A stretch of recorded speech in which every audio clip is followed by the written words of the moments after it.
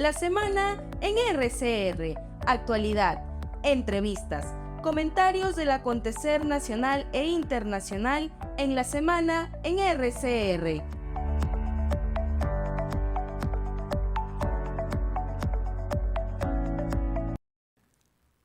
Muy buenos días y un saludo a través suyo a todos los peruanos.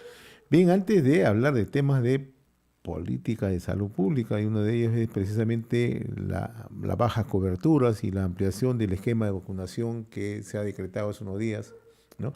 Me gustaría echarle una pincelada, así como usted suele hacerlo, sobre el momento político en el país, ¿no? ¿Cómo está observando usted este tránsito, toda esta situación política en los últimos días? Creo que el ambiente está bastante crispado.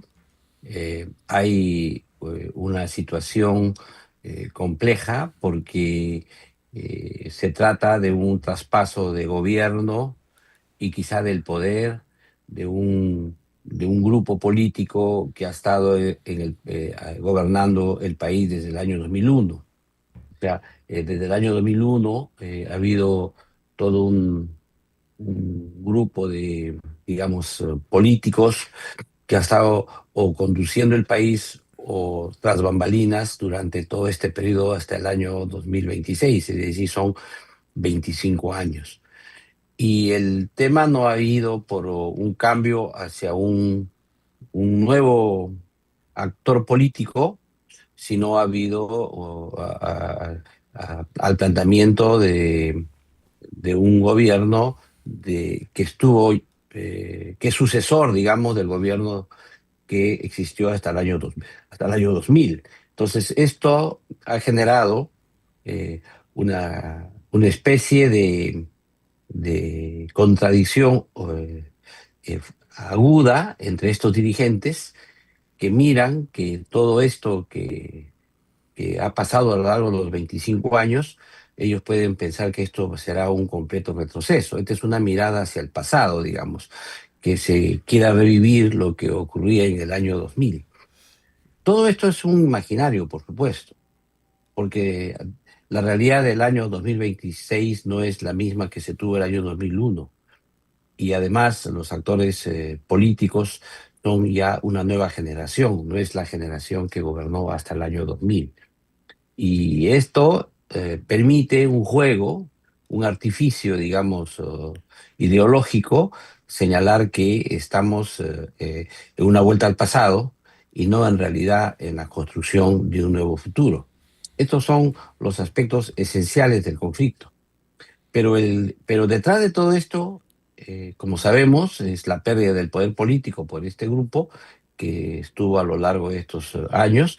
No nos olvidemos que siempre han estado, inclusive en el periodo que ha sido más ideológico, como fue el gobierno de Alan García, que estuvo también este grupo cogobernando en ese periodo, y luego ya no hablemos del gobierno del expresidente Toledo, Humala, Kuczynski y los demás hasta que tenemos hasta el año 2026.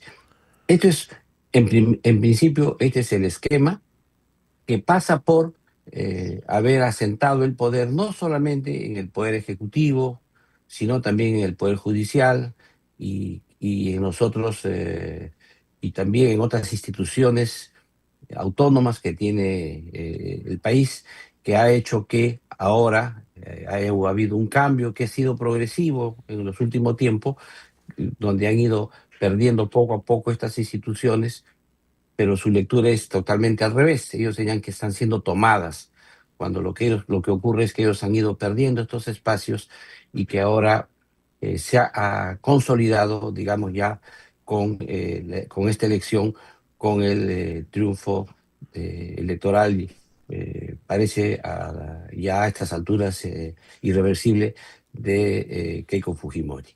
En consecuencia, esta contradicción va a significar luego, hacia abajo, la búsqueda de una serie de justificaciones, porque todo conflicto se le busca causas, es el famoso causus belli, es decir, causa de la guerra, y aquí pasa por lo mismo, es decir, buscan causas para señalar que se justifica un movimiento de protesta hasta de insurgencia.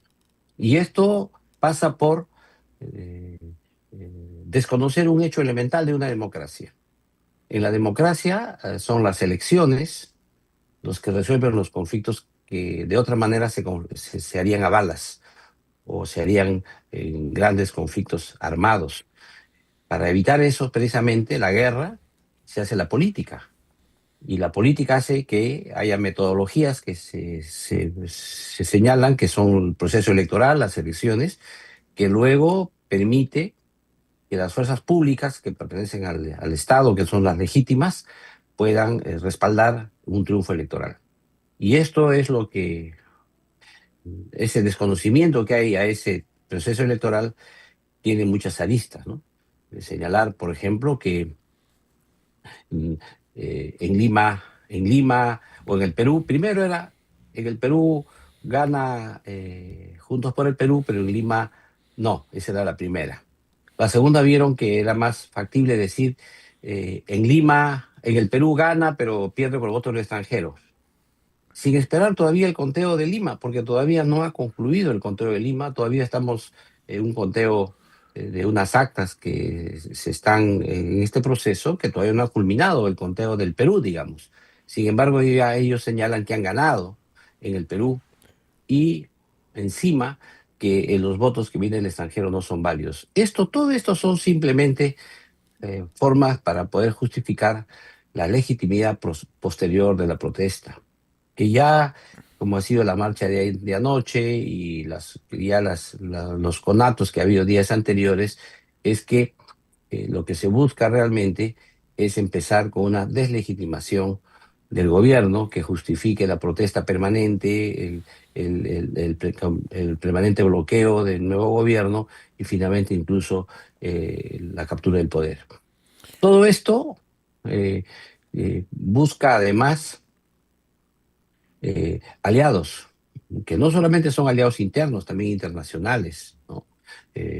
Gobiernos afines, partidos políticos afines, que movilizan toda esta serie de conceptos con la finalidad de analizar el Perú desde una narrativa, desde una posición ideológica perfectamente conocida y determinada.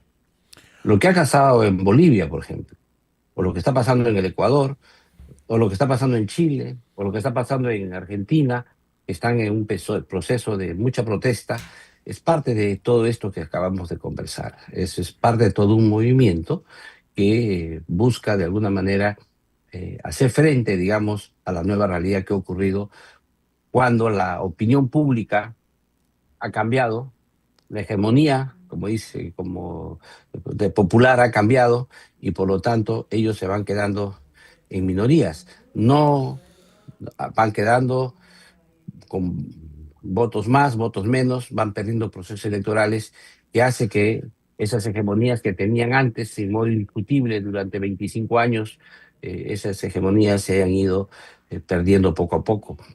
Producto también del desgaste de los propios gobiernos, pero también del cambio y giro que ha habido en el mundo entero, porque en el mundo entero estamos asistiendo a ese tipo de cambios. Por eso es que creo que esto va a tener que, sobre todo, los partidos políticos más consolidados, por los partidos políticos que eh, creen todavía crean, digo, y todavía lo señalo con énfasis, en que la democracia es la forma de dilucidar estos conflictos para evitar Claro. llegar a las armas. Creo que deberían aglutinarse de una vez, fortalecer y respaldar los resultados electorales que dé el Jurado Nacional de Elecciones. Ahora, permítame abordar otro tema y a propósito de su última columna en el portal de Opinión El Montonero, donde usted titula ante la baja cobertura de ampliación del esquema de vacunación. Y esto tiene que ver con una resolución ministerial donde se ha aprobado una nueva norma técnica que establece un esquema nacional de inmunizaciones de cumplimiento obligatorio. ¿Cómo va a funcionar esto o cómo funcionaría? Mire, el Perú es uno de los países que está a la vanguardia en el tema de vacunas. Tenemos, ahora teníamos 18 tipos de vacunas, ahora tenemos 23 tipos de vacunas.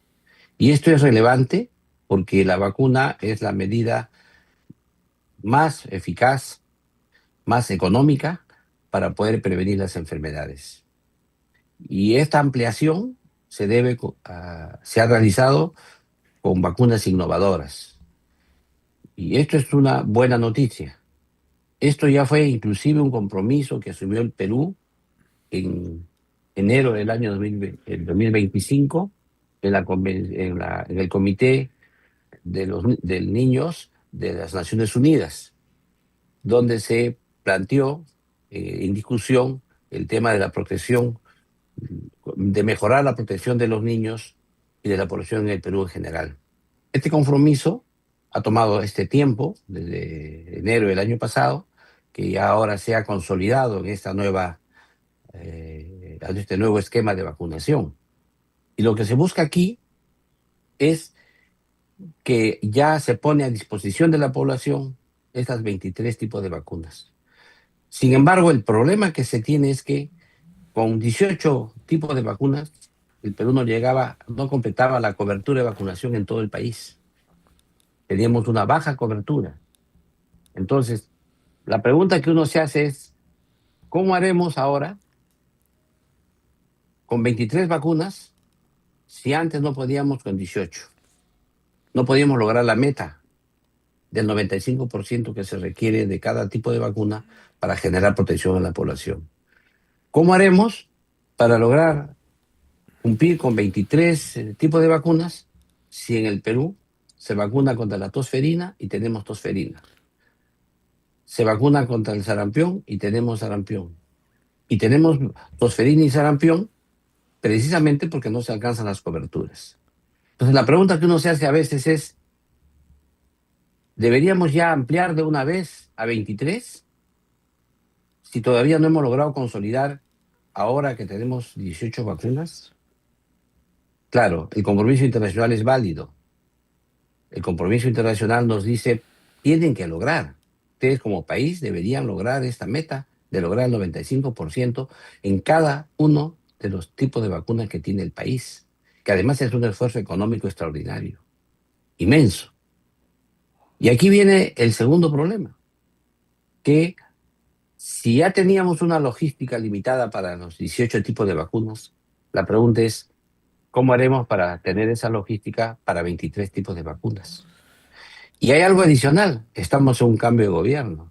Es decir, esa logística no la ha invertido este gobierno que se va, sino esa logística para implementar este esquema nacional de vacunaciones va a tener que hacerlo el gobierno que viene. Ahora, Es decir, doctor, sí, le, dígame. le quieren dar un carácter de obligatoriedad, ¿no? Como, y usted lo acaba de mencionar, las condiciones no se dan como para darle este carácter de obligatoriedad en las circunstancias por el cambio de gobierno, la capacidad logística, los incumplimientos, las metas, etcétera. Creo que el tema obligatorio es una forma de expresar como obligación del Estado en dar estas vacunas, no en cuanto a la aceptación de cada uno de los ciudadanos, porque en general somos un país que los ciudadanos asumen con autonomía sus decisiones, pero sí el Estado está en la obligación de brindar estas vacunas a la población. Y por eso es que yo remarco en mi artículo que es muy importante el trabajo que se tiene que hacer, sobre todo en los comités distritales de salud, con las comunidades, para poder expresarles las bondades de estas vacunas y ellos puedan vacunarse libremente y lograr altas coberturas. Es decir, no va a ser posible lograr el 95% de cobertura si previamente no se trabaja con las comunidades, si no hay lo que usted ha señalado, la adhesión de la población a las vacunas. Así es. Esto es muy importante, este es un trabajo difícil, que está en agenda. Se han creado, usted sabe, los 1.892 comités distritales, que es uno por cada uno de los distritos que tiene el país, que es el espacio donde se reúne con la comunidad, el Ministerio de Salud, el Ministerio de Educación, los otros ministerios y la comunidad, donde ahí los expertos, los médicos, los profesionales van y expresan las bondades de cada una de estas vacunas y hace que la población en su propio idioma, en su propia lengua, con sus propias costumbres, asuman el uso de estas vacunas, porque eso es lo que le va a proteger contra estas enfermedades que tiene la población. Es decir, este es un trabajo lento. Esto no es una imposición, no es que vaya usted con la policía y va a agarrar y lo va a vacunar a la población. Eso no es posible, porque eso sí sería violatorio de los derechos de los ciudadanos. Lo que aquí señala es que el Estado está en la obligación de poner a disposición de la gente, y ya la gente va a poder aceptar o no estas vacunas. Es más, como usted sabe, cuando van a vacunar a los colegios, piden autorización a los padres, etcétera. Todo es un mecanismo que existe para que la población pueda autorizar la vacuna de sus menores hijos. Y además, también hay vacunas para adultos y también para adultos mayores, también hay adultos para gestantes, vacunas para gestantes. Es decir, es todo un bolsón de consentimientos que se dan para poder aceptar la vacuna a nivel nacional. Este es uno de los grandes temas. Este es uno de los grandes temas que se tiene. O sea, no solamente es un aspecto logístico, no solamente es un tema económico, cadena de frío, profesionales, vacunadores, termos, profesionales que salen a vacunar casa por casa. Eso es un tema. Pero el otro tema es que la población se adhiera a la vacuna, la adhesión de la población a la vacuna. Y hay ejemplos exitosos. Por ejemplo, la vacuna contra el VPH, que es para el cáncer de cuello uterino, ahí la cobertura es 100%. Hay ejemplos que hay que seguir, hay que fortalecer, pero todo es un trabajo en conjunto. Y para eso, el Ministerio de Salud ha creado mecanismos de diálogo intercultural permanente que permite escuchar a la población para luego, con la propia población, en su propia población, tomar el proceso de vacunación como una conquista de la propia población a su nivel local. Esto es muy importante y creo que en la norma técnica que se ha dado, esto no está muy claro, no está muy afinado, digamos, este proceso, que debería ser mucho más contundente, porque sin pertinencia intercultural es muy complicado que pueda usted colocar vacunas a la población, porque la población tiene desconfianza ante el otro, ante el extraño, ante el Estado, y por eso es que es muy importante esta pertinencia intercultural para lograr objetivos favorables. Acá el tema de fondo está en que todas estas medidas se dan en un cambio de gobierno, y todas estas normas se han dado en un cambio de gobierno.